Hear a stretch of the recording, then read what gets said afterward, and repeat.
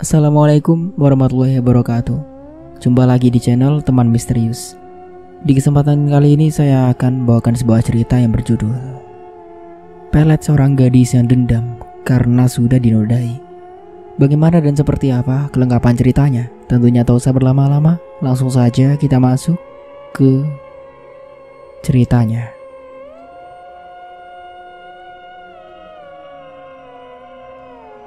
Seorang gadis tengah menangis di pinggir jembatan. Jembatan itu tampak sepi. Mungkin karena sudah malam sekitar pukul 11 malam. Gadis itu menatap lurus ke arah sungai yang berada di bawah jembatan tersebut. Dia menangis sampai sesenggukan meratapi nasib yang tengah dialaminya. Bayangan tentang seorang lelaki yang menyakitinya terus melintas di pikirannya. Ingin rasanya ia mengakhiri hidupnya malam ini. Ia memantapkan hati untuk mengakhiri hidupnya. Kaki kanannya mulai menaiki pagar jembatan. Terlihat kakinya gemetaran akibat lamanya ia menangis. Kaki kirinya menyusul menaiki pagar jembatan. Ia mengembuskan nafas kasar dan mulai memejamkan mata. Detik selanjutnya, ia teringat akan sesuatu dan langsung membuka matanya dengan tatapan penuh dendam. Gadis itu mengurungkan niatnya untuk mengakhiri hidup. Dia lebih memilih untuk melakukan balas dendam. Tangannya dengan kasar mengusap air matanya, kemudian turun dari jembatan dan berjalan tergesa-gesa pergi dari sana. Puasalah Muti selama 7 hari tanpa putus. Setelah itu, lakukan pati geni 3 hari 3 malam. Darto menatap kosong ke arah gadis yang di depannya. Setelah itu, lakukan mandi kembang pada tengah malam Jumat Kliwon. Dan tutup ritualmu dengan bersemedi di tempat keramat. Jangan menengok ataupun membuka mata, apapun yang terjadi. Darto menuliskan rajahan di dahi gadis itu. Apa kau yakin, Duk, akan melakukan semua ini? Tanya Darto ragu. Yakin, Bah? Jawab gadis itu tegas. Darto membawa gadis itu ke sebuah ruangan dengan semua sisi yang ditutupi kain jarik. Kau harus melakukan pembersihan dulu sebelum memulai tirakat puasa mutimu. Darto mengarahkan gadis itu agar duduk bersimpuh di samping sebuah gentong air besar. Niat insunadus gramas. Gramasis dulur papat. 5 pancer, 6 nyawa, 7 sukmo, bersih jobo, bersih jero. Saking kersane nyala. Darto menyiramkan segayung air yang sudah dicampur dengan kembang setaman ke kepala gadis itu. Darto berhenti kepada guyuran yang ketiga. Lalu dia pun membaca mantra lagi. Darto menyiramkan segayung air pada tubuh gadis itu.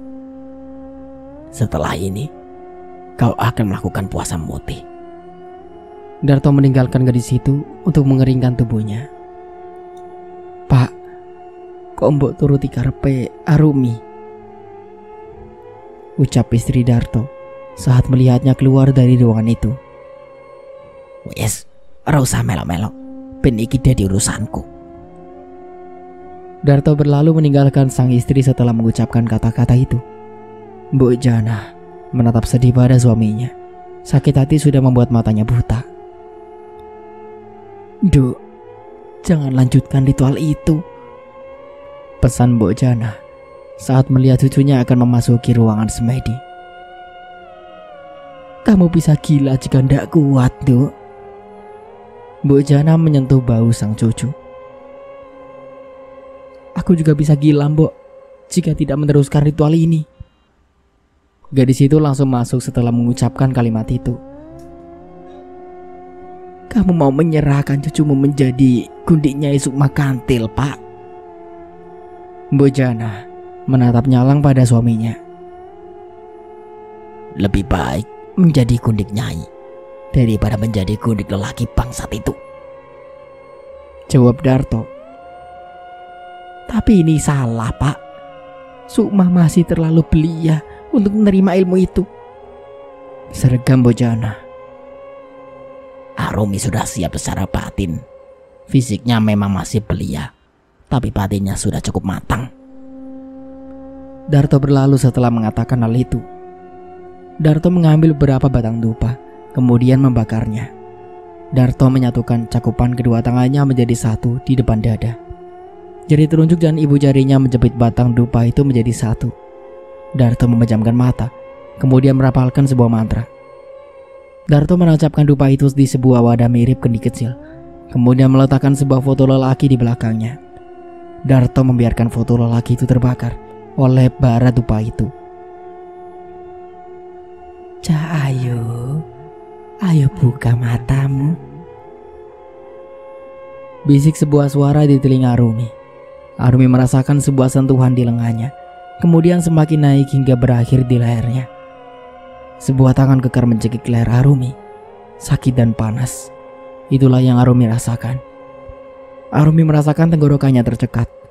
Arumi berusaha tetap tenang, karena dia tahu ini hanya halusinasi yang diciptakan oleh jin pengganggu.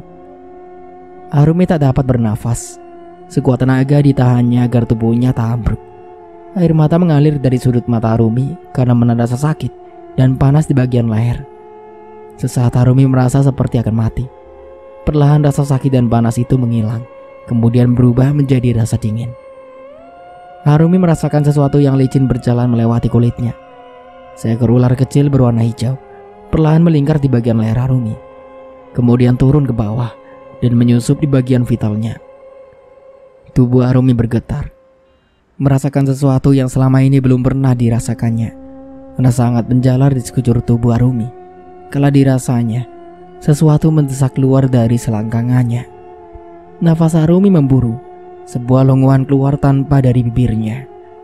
Satu yang tak disadari olehnya, bahwa tubuhnya kini sudah berhasil dikuasai oleh jin pengikat Arumi. Sudah waktunya untuk menutup ritualmu. Darto mengarahkan Arumi untuk masuk ke dalam sungai. Darto menaburkan kembang setaman tepat di tempat Sukma berdiri. Sukma mengambil ancang-ancang untuk menenggelamkan dirinya. Dengan pelan, Arumi menarik tubuhnya masuk ke dalam air. Darto merapal sebuah mantra, kemudian menabur kembang setaman lagi. Biarkan dia berendam lebih lama, agar ilmu pelet itu semakin melekat di badannya. Sebuah suara lembut dan pelan berucap pada Darto. Nyai, ucap Darto, kemudian mengambil jarak dengan sosok itu. Kau sudah menyerahkan Arumi cucumu padaku saat kau mulai ritual pengikat jiwa ini.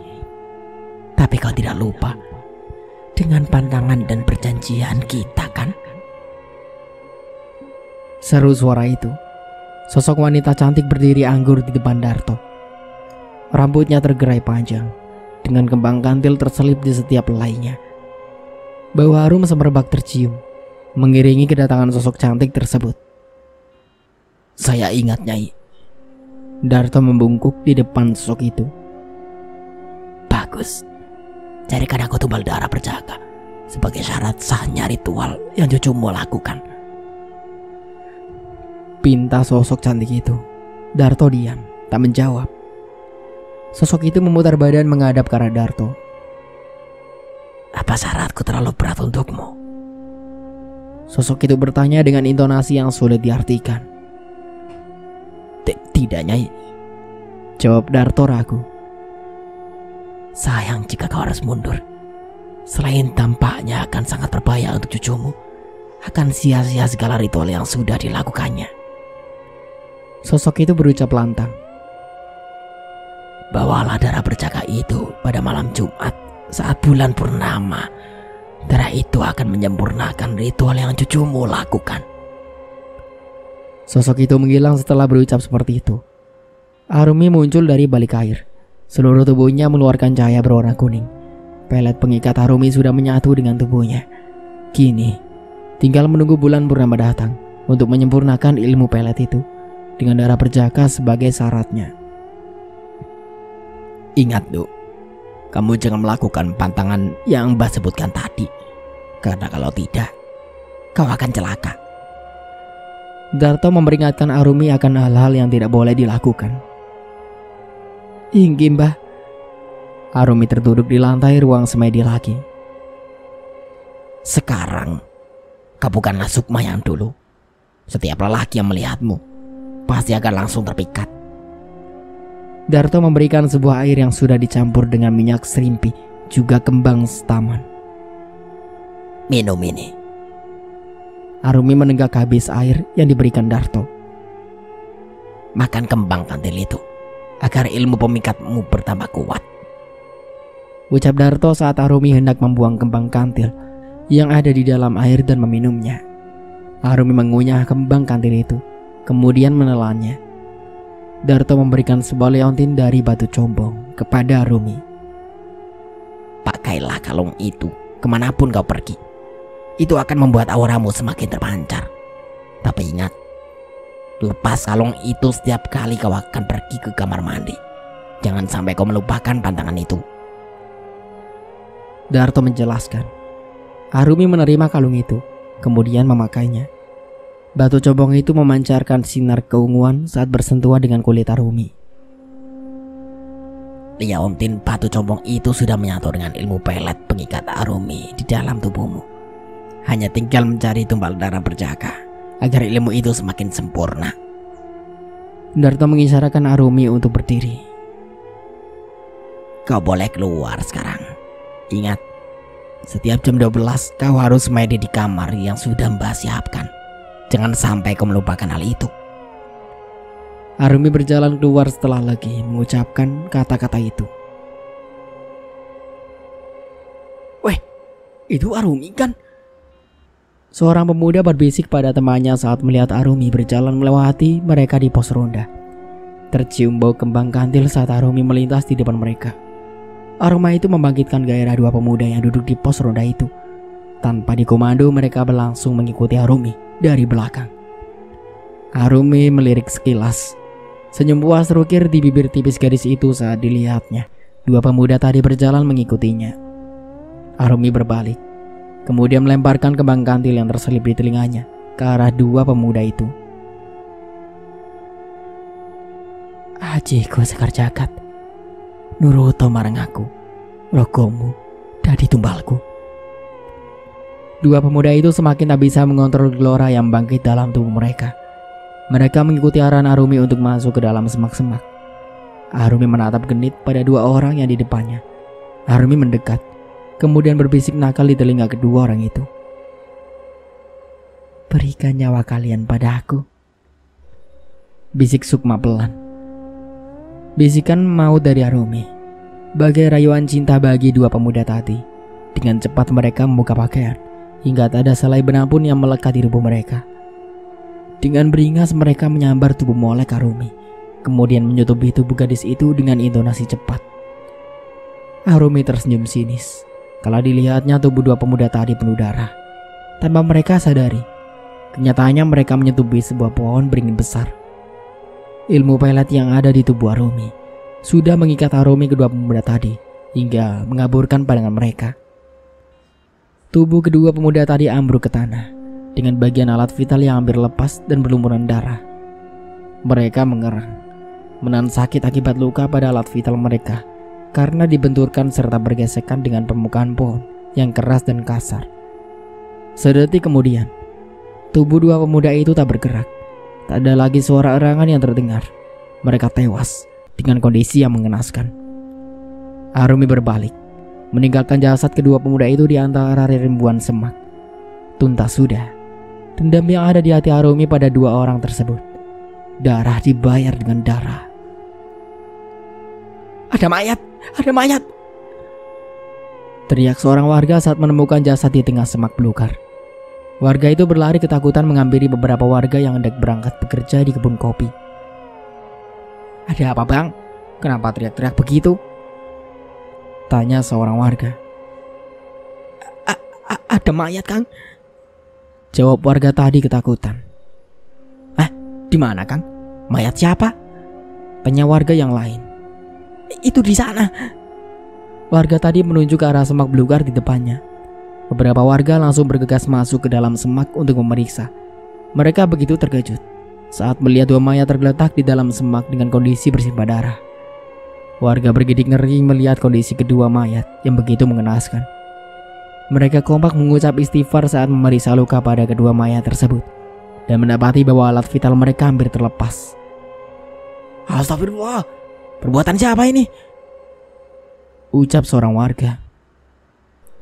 Pasti mereka ini korban ilmu hitam. Cepat panggil Pak Lurah dan Ustadz Heri kemari. Perintah salah satu di antara mereka. Seorang warga bergegas pergi memanggil Pak Lurah dan Ustadz Heri. Sedangkan yang lain berusaha menutupi kedua mayat itu dengan menggunakan daun pisang.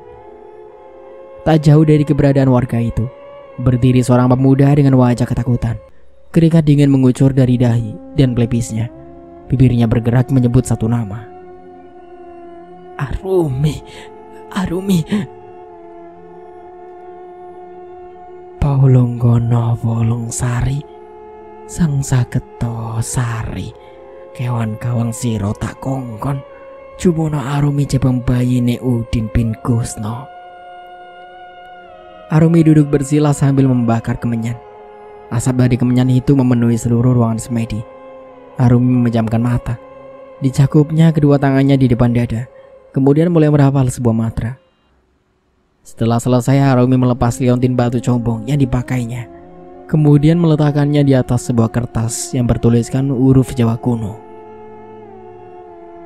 Teko, Guwa Sukmo Udin marang ngarepku, ucapnya pelan. Arumi membakar 3 buah dupa, kemudian menancapkannya pada 3 sudut meja di depannya. 2 di bagian kiri kanan belakang, dan 1 di bagian tengah. Arumi mengambil minyak serimpi, kemudian meneteskannya pada kertas tadi. Sejumput kembang setaman dimasukkannya ke dalam sebuah kendi kecil berisi air. Diambilnya liontin batu combong tadi, kemudian dikenakannya kembali. Arumi melipat kertas berisi huruf Jawa kuno itu, kemudian meletakkannya di antara bakaran kemenyan dan kendi berisi air kembang setaman. Arumi bangkit, kemudian keluar dari ruang semedi. Jangan kegapan, Duk, atau perbuatanmu akan diketahui orang. Sabar, kita masih punya banyak waktu. Darto memperingatkan Arumi atas tindakannya tadi malam. Aku sakit hati, Bah. Aku dendam pada mereka berdua. Arumi berucap tegas. Iya, Mbak tahu. Tapi kamu jangan gegabah. Jangan banyak bertindak dulu. Ilmu peletmu belum sempurna. Tunggu sampai hal bulan purnama nanti tiba. Darto masuk ke dalam ruangan semedi, kemudian keluar dengan membawa semangkuk penuh kembang kantil. Makanlah kembang kantil ini. Darto menyerahkan mangkuk itu kepada Arumi. Mulai sekarang, kau jangan terlalu banyak makan nasi. Makananmu adalah kembang kantil itu. Semakin banyak kau makannya, maka akan semakin wangi bau auramu. Darto duduk di depan Arumi. Arumi mengambil kembang kantil itu, lalu mengunyahnya. Tidak ada rasa pahit ataupun getir yang dia rasakan. Rasanya sama seperti saat Arumi makan makanan yang lain. Arumi tahu, kini tubuhnya bukan sepenuhnya miliknya. Ada sosok lain yang menguasai sukmanya dan bersemayam di dalam tubuh itu. Darto menatap puas pada Arumi saat melihatnya mengunyah dan menelan kembang kantil itu. Setidaknya lagi tahu bahwa ilmu pelet pengikat Arumi itu sudah sepenuhnya menyatu dengan badan cucunya itu. Hanya tinggal menunggu bulan purnama nanti dan mencari darah perjaka sesuai permintaan Nyai Sukma Kantil. Setelah semua ritual itu dilakukan, sempurnalah ilmu yang dimiliki Arumi. Enak, Dok? Darto bertanya saat dilihatnya mangkuk tadi sudah kosong. Enak, Bah. Rasanya manis. Lebih enak kembang kantil ini daripada nasi, Bah. Arumi masih mengunyah kembang kantil itu. Darto tersenyum. Dielusnya kepala Arumi. Ingat, Dok. Jangan lupa semedi tengah malam nanti. Darto berjalan meninggalkan Arumi yang masih asik mengunyah kembang kantil itu. Gerah, panas. Seorang pemuda berguling-guling di atas tempat tidurnya. Dia merasa tubuhnya tidak nyaman. Batinnya gelisah. Pikirannya tak menentu. Dia duduk. Pikirannya kini dipenuhi oleh bayangan gadis yang sudah dinodai beberapa bulan yang lalu. Kenapa aku jadi memikirkan gadis kampung itu? Pemuda itu mengipas-ipaskan tangannya di depan wajahnya. Kenapa tubuhku rasanya panas sekali? Pemuda itu berdiri dan berjalan keluar dari kamarnya. Diambilnya gelas kaca yang ada di atas meja makan, kemudian mengisinya dengan air. Ditenggaknya air dalam gelas tadi sampai habis. Tiba-tiba, matanya menangkap sosok bayangan yang sangat ia kenal. Bayangan itu tersenyum ke arahnya. Pemuda itu tersentak. Gelas yang digenggamnya tadi terjatuh. Dia mengucek matanya beberapa kali karena tidak percaya dengan apa yang dilihatnya. "Mas Dimas," ucap sosok itu. Arumi. Pemuda itu berucap. Kemudian maju beberapa langkah mendekati sosok yang ia sebut Arumi itu. Pemuda itu menjadi lilo. Seakan tak sadar dia mengikuti sosok itu berjalan ke belakang. Sosok itu berhenti di dapur, kemudian berbalik menatap ke arah pemuda itu. Direntangkannya kedua tangannya, seolah memberi isyarat agar pemuda itu datang mendekat dan memeluk tubuhnya. Pemuda itu berjalan cepat, mendekat tubuh sosok di depannya. Diciumnya bau kembang kantil yang menyengat dari tubuh sosok itu. Birainya seketika muncul. Dia menjadi sangat bergairah pada sosok yang dipeluknya. Arumi, aku ingin tubuhmu. Pemuda itu mendekatkan wajahnya ke arah sosok itu, hendak mendaratkan sebuah ciuman ke bibir tipisnya. Dimas, sadar mas. Sosok itu memberontak, berusaha melepaskan diri dari dekapan pemuda itu. Tiba-tiba, sosok itu berubah menjadi orang lain. Ling, sadar, aku ini ibumu. Perempuan itu berteriak. Karena anaknya semakin beringas mendekapnya, dia ingin menciumnya. Astagfirullah Dimas, apa yang kamu lakukan? Seorang lelaki setengah baya masuk ke dapur, kemudian menarik paksa tubuh anaknya menjauh. Ada apa ini bu? Kenapa Dimas jadi seperti ini? Lelaki setengah baya itu erat memegang tubuh anaknya yang terus memberontak ingin kembali menyentuh ibunya. Ibunda tahu pak, tiba-tiba saja memeluk ibu. Perempuan itu menjelaskan. Terlihat wajahnya begitu shock akibat perbuatan yang baru saja dilakukan anaknya. Sepertinya Dimas tidak sadar bu. Lelaki itu menyeret tubuh anaknya masuk ke dalam kamar. Arumi. Pemuda itu terus menyebut nama Arumi. Pemuda itu berontak, berusaha melepaskan diri dari cekalan lelaki itu. Didorongnya tubuh lelaki itu sampai menjauh. Pemuda itu berlari keluar. Arumi. Pemuda itu berteriak sambil berlari ke sana kemari seperti orang gila. Dimas, teriak lelaki itu, kemudian menyusul anaknya keluar. Ditariknya tubuh sang anak masuk ke dalam rumah. Dimas kenapa pak? Kenapa jadi seperti orang lilung begini? Perempuan itu menangis. Tidak tahu bu, sepertinya dia kena guna-guna. Lelaki itu membawa anaknya masuk ke dalam kamarnya. Arumi. Lagi, pemuda itu memanggil nama Arumi. Siapa Arumi itu, Le? Lelaki itu bertanya pada anaknya setelah selesai mengikat kaki dan tangannya. Arumi. Hanya itu kata yang keluar dari bibir pemuda itu. Begitu dahsyat kekuatan ilmu pelet. Jika sudah mempengaruhi seseorang sampai kesadarannya hilang dan menjadi seperti orang gila. Berat. Anakmu ini sudah terkena ilmu pelet. Dan ini bukan ilmu pelet sembarangan. Seorang lelaki berucap sambil memejamkan matanya. Harus cepat diobati sebelum ilmu pelet itu sempurna menguasai jiwa anakmu. Lelaki itu membakar kemenyan, kemudian merapal beberapa mantra. Jadi, bagaimana, Mbah? Apa yang harus kami lakukan? Mbah bisa menyembuhkan anak saya, kan? Ucap ayahnya penuh kecemasan. Maaf, saya tidak sanggup. Memang penganut ilmu pelet ini masih baru, tapi yang berada di belakangnya bukan sosok sembarangan. Ucap lelaki itu. Lalu bagaimana, Mbah? Tanya perempuan tadi. Pergilah ke Hutan Sewu. Di sana ada sebuah perkampungan gaib. Kalau beruntung kalian bisa menemukannya. Tapi kalau bukan rezeki kalian akan sangat sulit menemukan perkampungan itu. Ucap lelaki yang dipanggil Mbah itu. Bawalah ini. Lelaki itu memberikan sebuah batu berwarna merah menyala yang dibalut sebuah kain berwarna putih. Batu merah ini telima.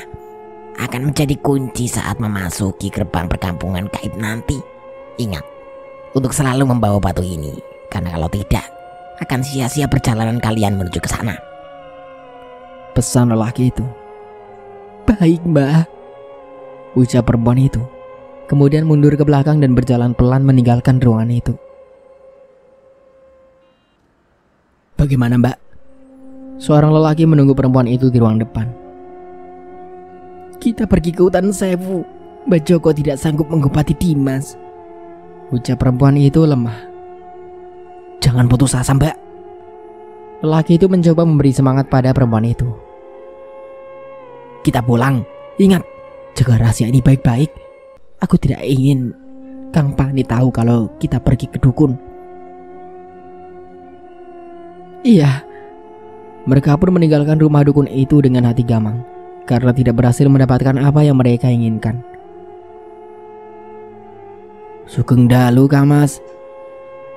Sebuah suara lembut mampu membuyarkan konsentrasi Mbak Joko dari semedinya. Tercium bau semerbak bunga kantil. Seiring terdengarnya suara tadi, kemudian nampaklah sosok perempuan cantik yang berdiri di depan Mbah Joko dengan anggun.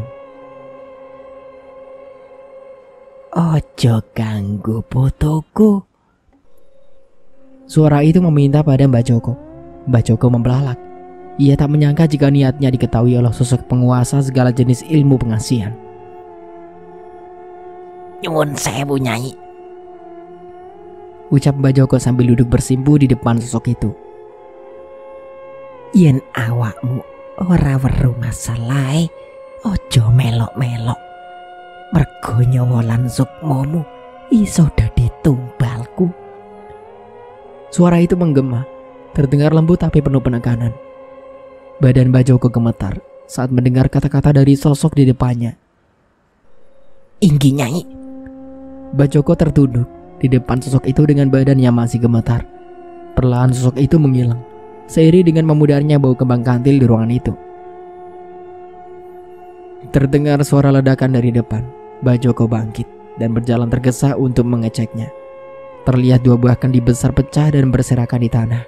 Isinya berhamburan di halaman depan. Dua buah kain putih terbakar dengan api yang masih menyala besar. Mbah Surip semakin gemetar saat menyaksikan pemandangan itu. Dia bergegas masuk ke dalam rumah. Mati aku, mati.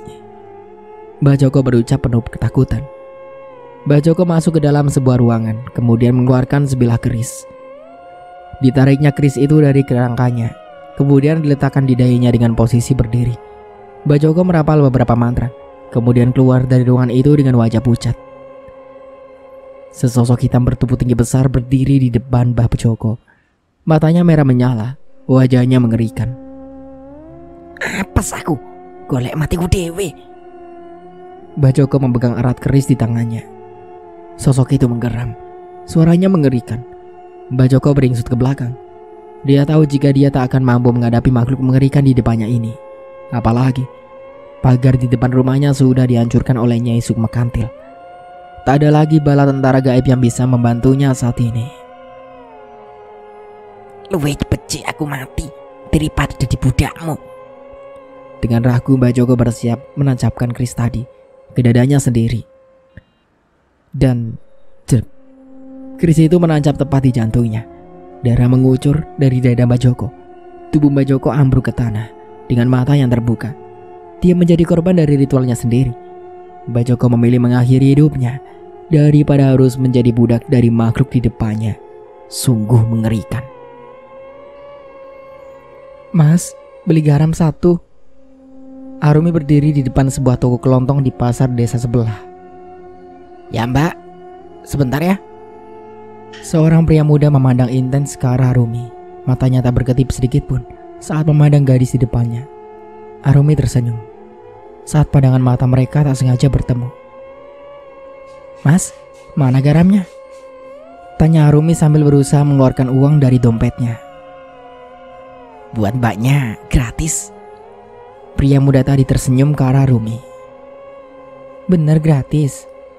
Arumi tersenyum ke arah pria muda itu, yang membuat pria muda itu semakin terpikat pada Arumi. Ya, kalau boleh tahu namanya siapa, Neng? Pria tadi bertanya sambil terus memperhatikan Arumi. Arumi, Mas?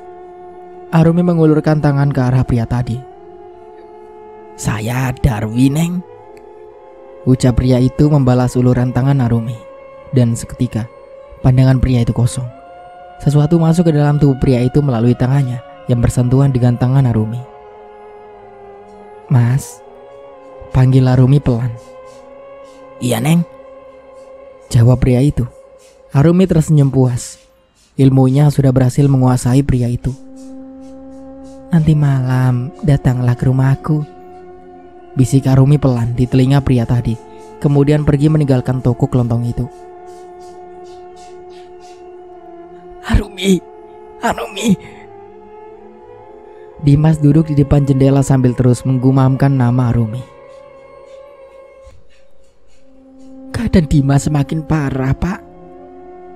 Kedua orang tua Dimas memandang sedih ke arah pemuda itu.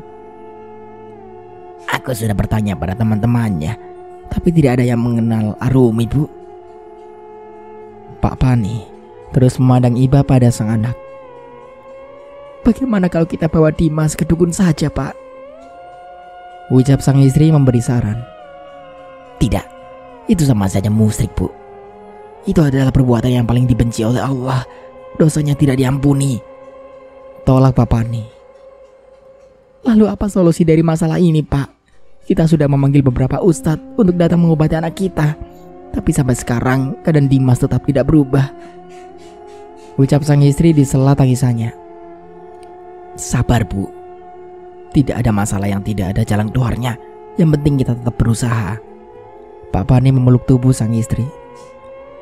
Maaf, Pak, tapi aku tidak bisa menunggu lagi. Aku tidak tega melihat keadaan anak kita.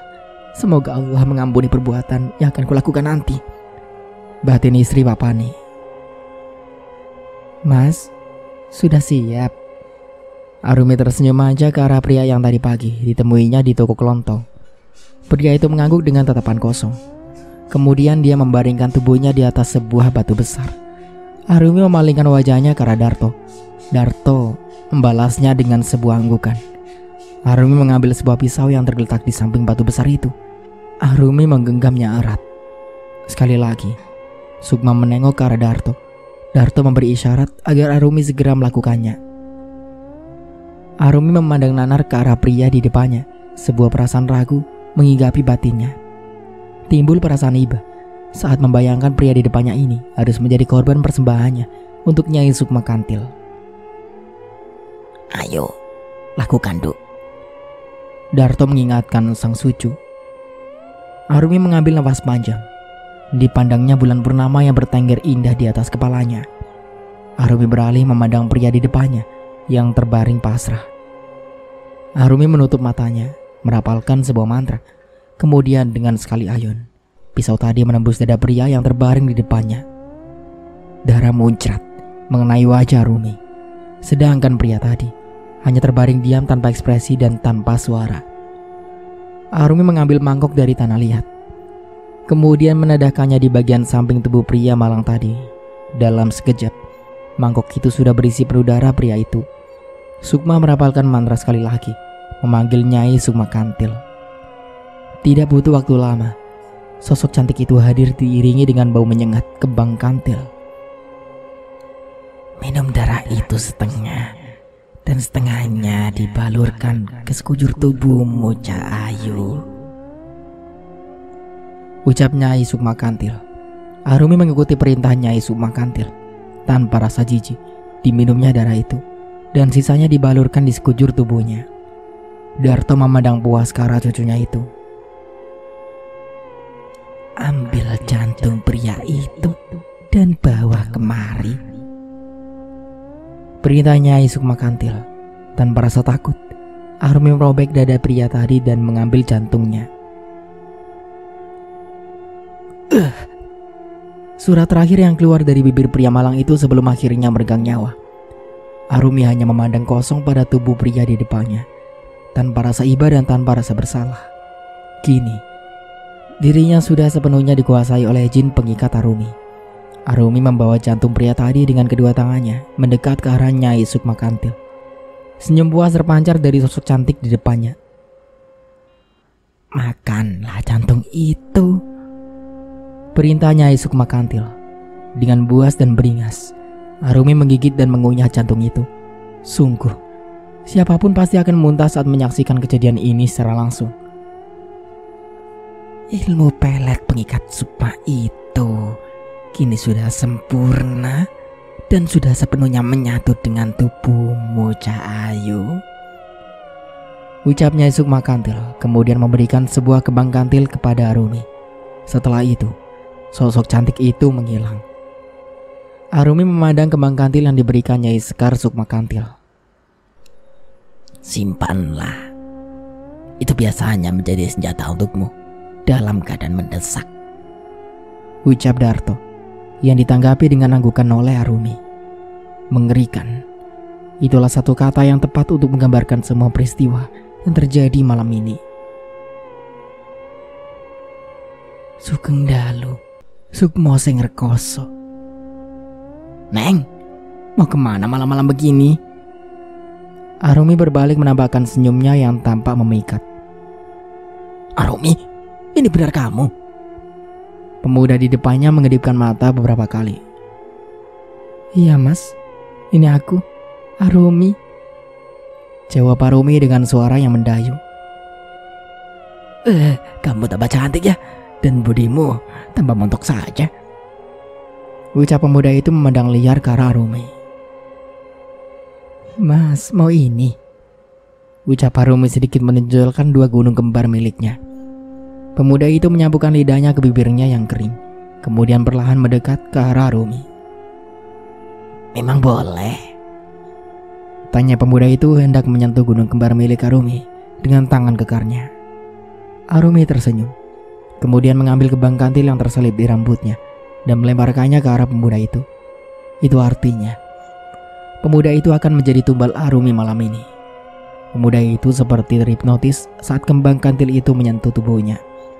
Dia berjalan mengikuti Arumi masuk ke dalam semak. Dengan satu gerakan cepat, pemuda itu melepas semua pakaiannya. Kemudian dengan liar dia menerkam tubuh Arumi. Tidak ada perasaan risih ataupun jijik saat pemuda itu mencium dan meraba tubuhnya. Sangat berbeda dengan saat pertama kali pemuda itu merenggut kesuciannya. Amarah perlahan muncul dalam diri Arumi saat ingat bagaimana dulu pemuda itu melecehkannya. Tapi tiba-tiba, senyum Arumi mengembang. Ditariknya tubuh pemuda itu sedikit menjauh. Kemudian Arumi mendekatkan bibirnya ke bibir pemuda itu. Dengan buas, pemuda itu melumat bibir Arumi. Tapi sedetik kemudian terdengar suara teriakan. Pemuda itu melepas penguatannya. Kemudian melihat ke area vitalnya. Darah menetes dari sana. Arumi mengangkat alat vital pemuda itu yang sudah dia potong. Kemudian melemparkannya kepada pemuda itu. Aku sudah merenggut apa yang paling kau banggakan.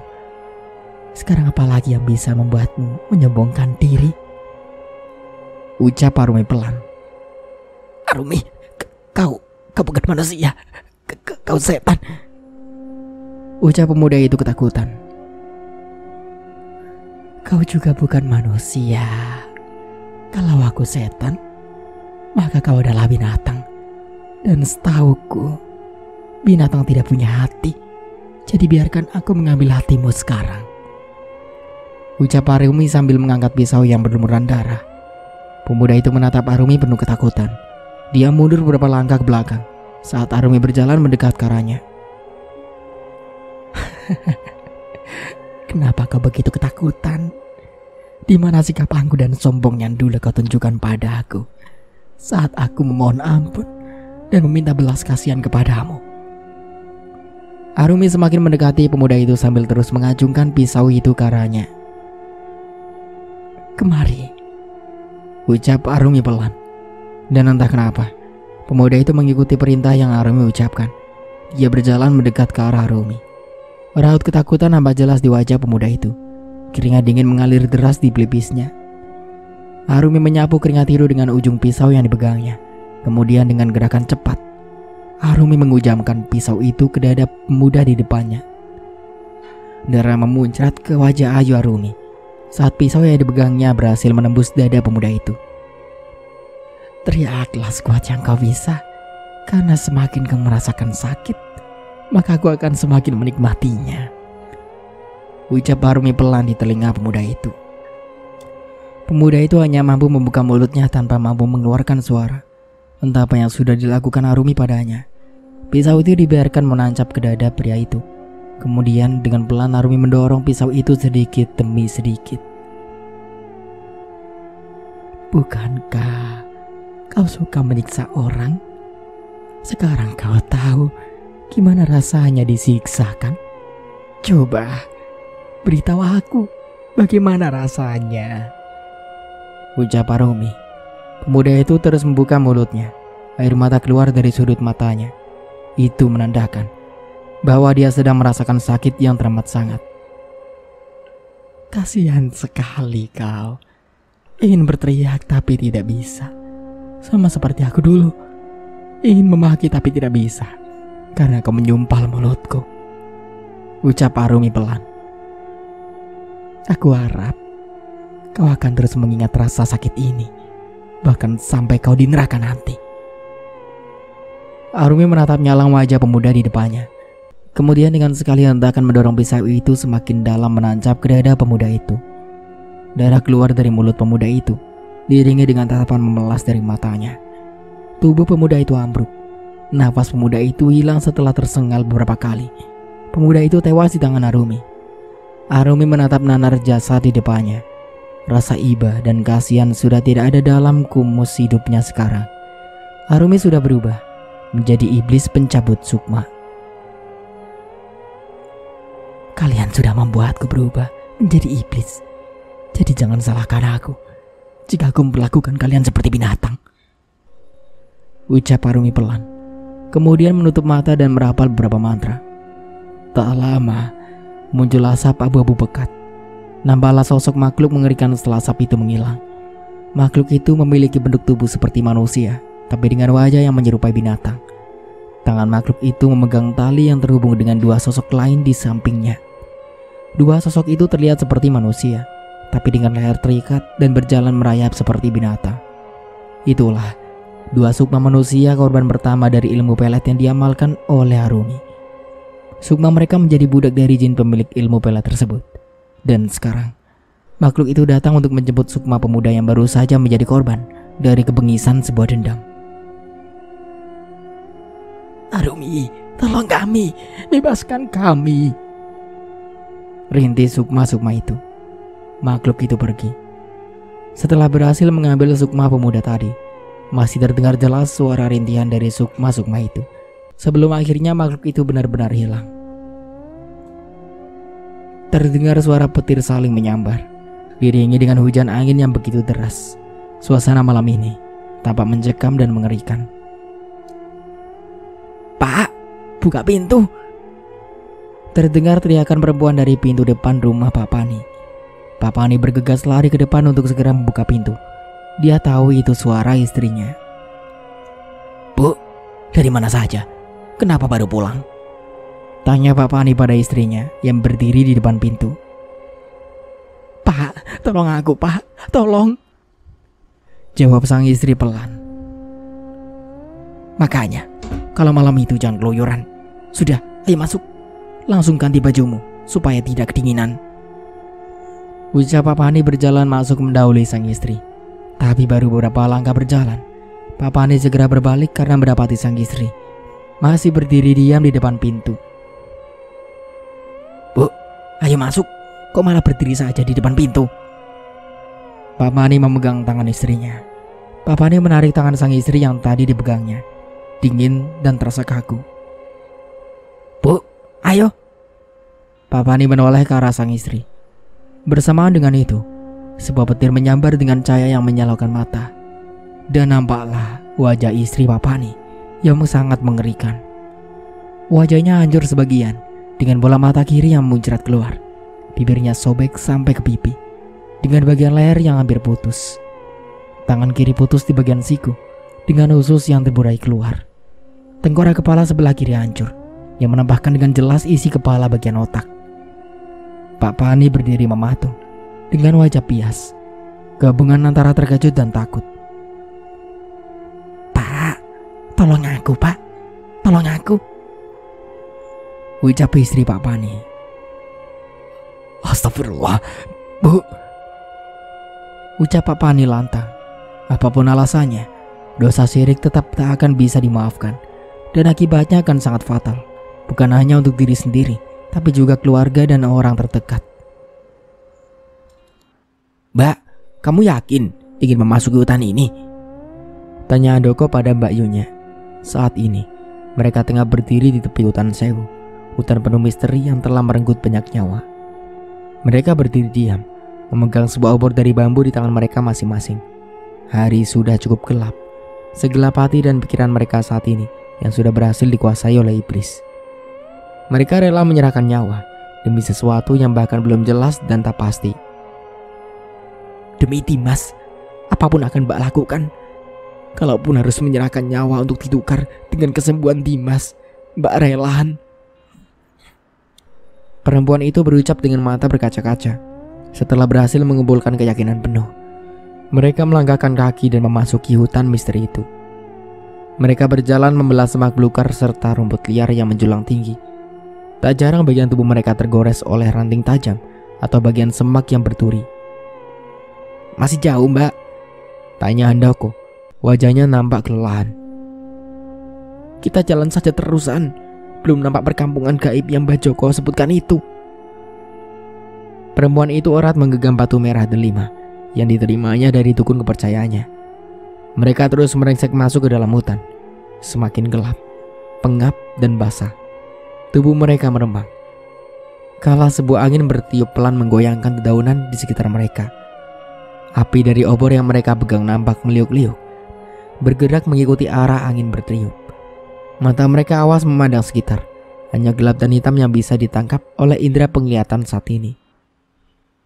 Mbak, aku lelah. Kita istirahat sebentar ya. Pinta Handoko pada Mbak Yunya. Perempuan itu tidak menjawab, hanya mengikuti sang adik duduk di bawah sebuah pohon besar. Kenapa aku jadi tak yakin kalau kita bisa menemukan perkampungan gaib itu ya, Mbak? Handoko menerawang jauh ke depan. Perempuan itu tak merespon pertanyaan sang adik. Tapi dalam hati sebenarnya dia pun merasakan hal yang sama. Seperti memiliki sebuah firasat bahwa apa yang mereka lakukan tidak akan membuahkan hasil. Kita harus yakinan. Semua ini demi Dimas. Perempuan itu mencoba meyakinkan sang adik. Padahal dia sendiri pun ragu atas apa yang sedang mereka lakukan. Kita terlalu gegabah. Harusnya kita cari dukun yang lain dulu. Kita tidak tahu apakah yang dikatakan Mbak Joko itu benar atau tidak. Handoko menyesali keputusannya memasuki hutan ini. Mbak percaya pada Mbak Joko? Jawab perempuan itu singkat. Kenapa aku merasa dia hanya menipu kita ya, Mbak? Dia sengaja mengarahkan kita ke sini untuk menyerahkan nyawa. Ucap Handoko putus asa. Entah kenapa, sejak pertama kali melangkahkan kaki memasuki hutan ini, Handoko merasa ada sosok lain yang mengawasi mereka. Angin kencang tiba-tiba bertiup dan menerjang mereka, diiringi oleh suara petir yang menggelegar. Kedua orang itu tampak ketakutan. Badannya panas dingin dan gemetar. Tunggai mereka lunglai seakan tak memiliki tulang. Seketika tubuh kedua orang itu terhempas karena terjangan angin yang sangat dahsyat. Mereka melayang dan berputar-putar, sebelum akhirnya tubuh mereka jatuh ke tanah setelah menghantam sebuah pohon. Kaki keduanya hampir bersamaan. Darah nampak mengalir dari beberapa bagian tubuh mereka. Handoko merasakan sakit yang amat sangat di bagian kepalanya.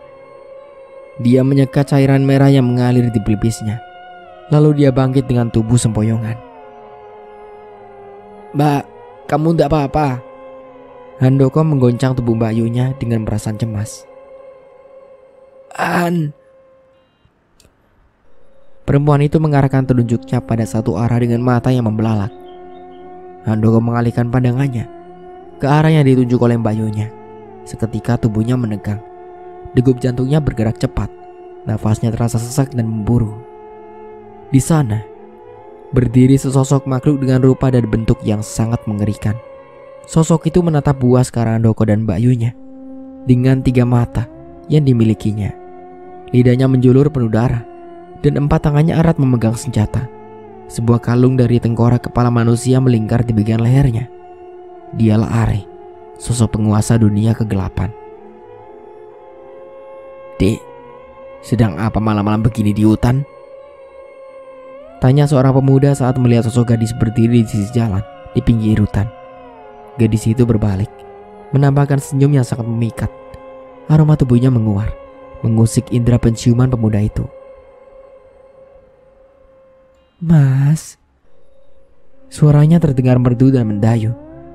Gerak dan gestur tubuh gadis itu seperti mengisyaratkan sebuah permintaan tanpa suara. Pemuda itu tersenyum, matanya liar menatap gadis di depannya. Gadis itu berbalik, kemudian berjalan pelan masuk ke dalam hutan. Seperti terhipnotis, pemuda itu melangkah mengikuti gerakan sang gadis. Gadis itu berjalan semakin masuk ke dalam hutan. Beberapa saat kemudian, dia berhenti pada satu titik. Terlihat sebuah gubuk kayu berdiri di sana. Nampak beberapa bagian atapnya yang bolong. Tiang penyangga dan dinding yang terbuat dari anyaman bambu terlihat lumpuh, tapi bagian lantai kayunya masih terlihat kokoh. Gadis itu berjalan masuk ke dalam gubuk itu, kemudian berbalik menatap pemuda yang masih berdiri mematung. Pemuda itu diam, menunggu isyarat dari sang gadis.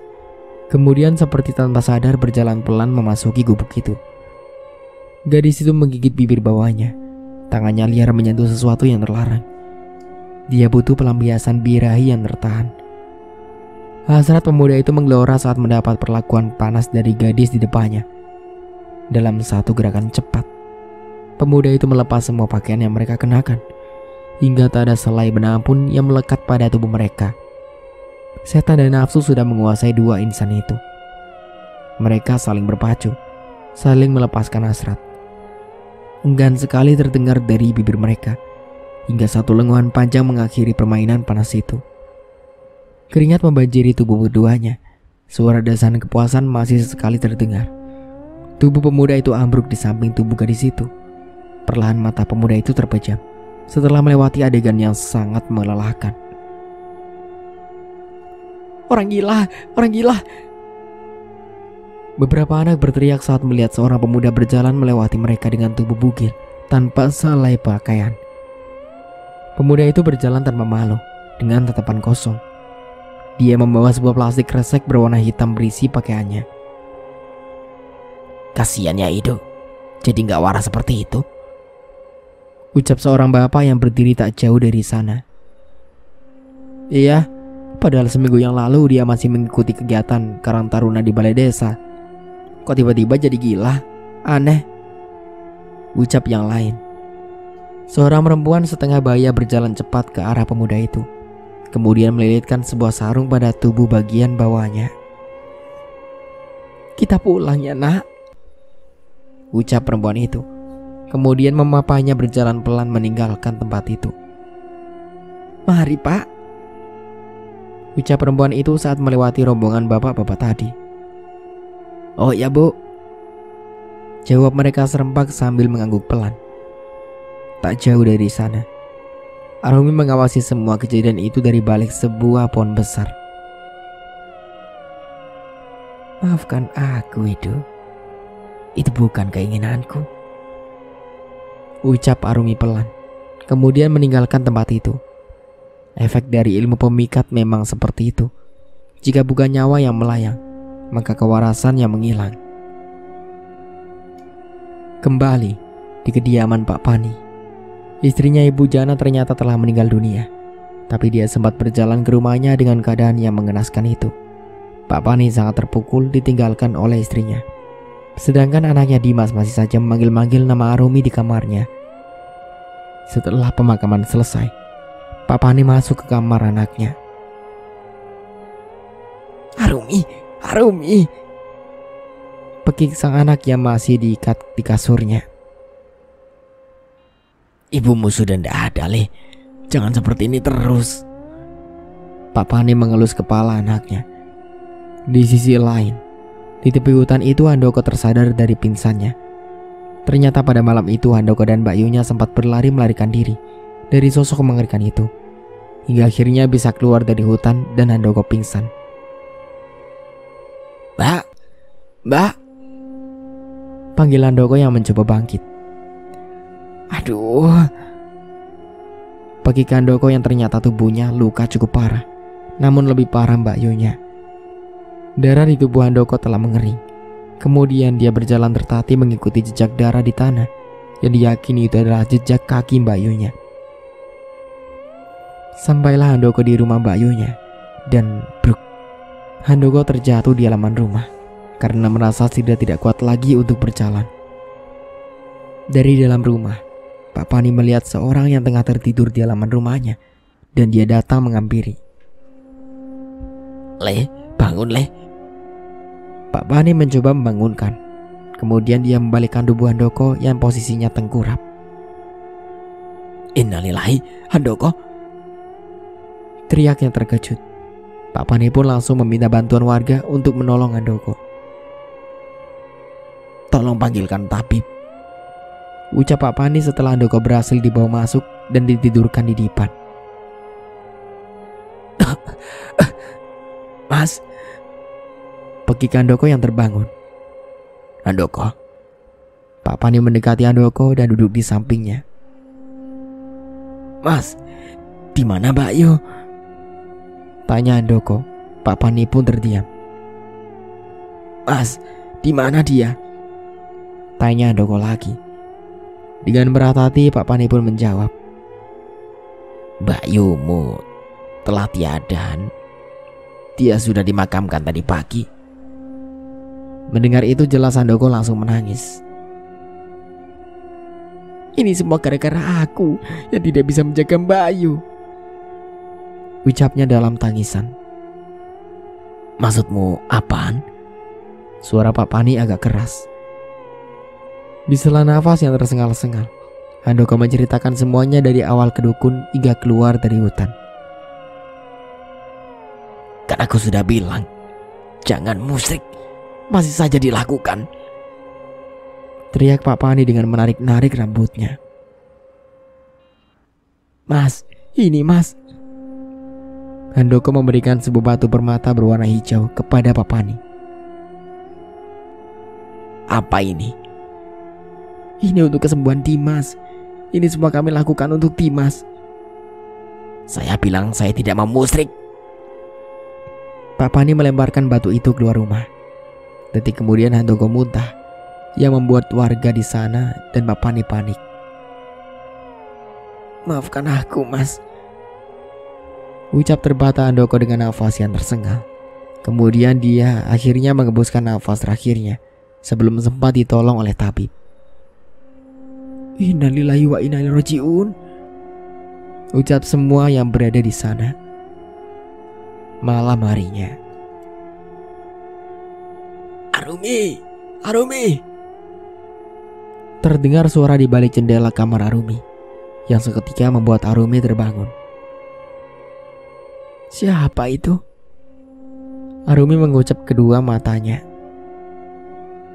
Terdengar panggilan itu lagi, membuat Arumi penasaran dan berjalan menuju jendela kamarnya dan membukakan jendela itu. Terlihat seorang pemuda berdiri di sana. Pemuda itu adalah Dimas. Kau yang melecehkanku waktu itu, pekik Arumi. Arumi, Arumi. Pemuda itu mencoba masuk ke kamar Arumi.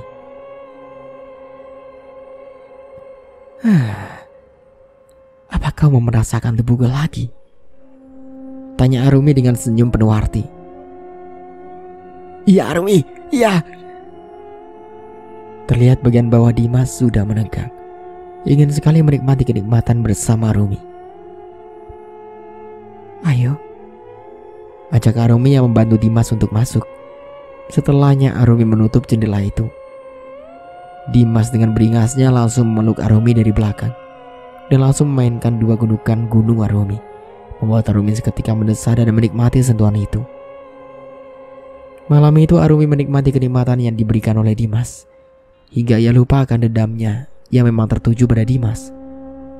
Arumi melakukan itu berapa kali dengan Dimas hingga akhirnya dia pun tertidur karena kelelahan. Pagi pun tiba di rumah Pak Pani. Dia berjalan ke kamar putranya Dimas untuk mengantarkan sarapan. Saat pintu terbuka, betapa terkejutnya Pak Pani. Dimas sudah tidak ada di kamarnya.